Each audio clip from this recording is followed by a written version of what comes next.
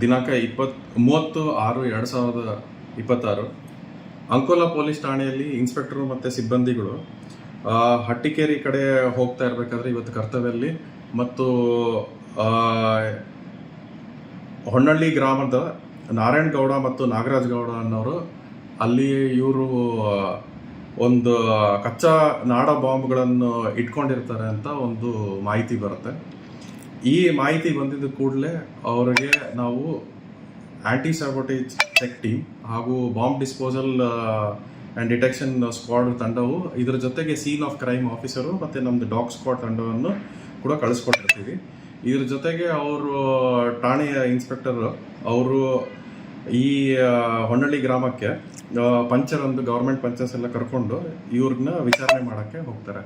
ಈ ವಿಚಾರಣೆ ಮಾಡೋಕ್ಕೆ ಹೋಗಿದ ಸಂದರ್ಭದಲ್ಲಿ ಅವರು ಅಲ್ಲಿಗೆ ವಿಚಾರಣೆಯಲ್ಲಿ ಏನು ಕಂಡು ಬರುತ್ತೆ ಅಂದರೆ, ಇಲ್ಲಿ ಅವರು ಕೆಲವು ದಿನಗಳ ಹಿಂದೆ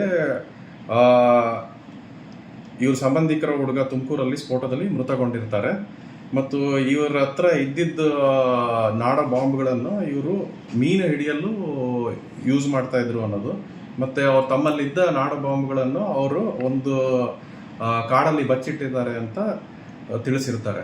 ಯಾಕೆಂದರೆ ಅವ್ರಿಗೆ ಎಲ್ಲಿ ಇದು ತುಮಕೂರದ್ದು ನಡೆದಿದ್ದ ಘಟನೆ ನಂತರ ಇದರ ಬಗ್ಗೆ ಭಯಗೊಂಡು ಆತಂಕಗೊಂಡು ಅದನ್ನು ಬಚ್ಚಿಟ್ಟಿರ್ತಾರೆ.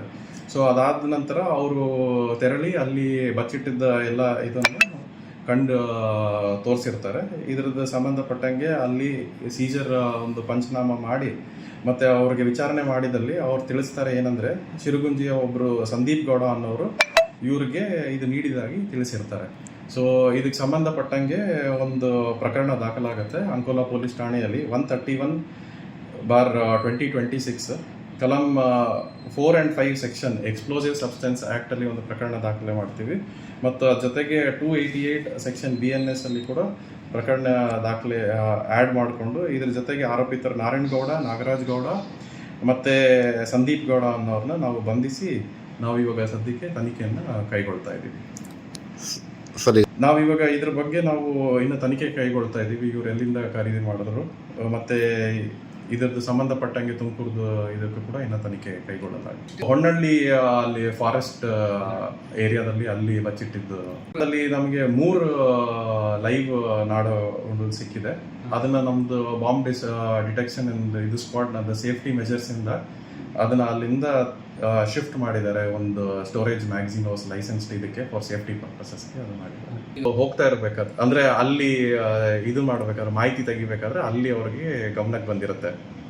ಸೊ ಇದು ನಮಗೆ ಇದು ಸಿಕ್ಕಿದ್ದು ಹೊನ್ನಳ್ಳಿ ಗ್ರಾಮದಲ್ಲಿ ಅಗಸೂರ್ ಪಂಚಾಯಿತಿ ಲಿಮಿಟ್ಸ್ ಅಲ್ಲಿ ನಮಗೆ ಇದು ಸಿಕ್ಕಿರೋದು.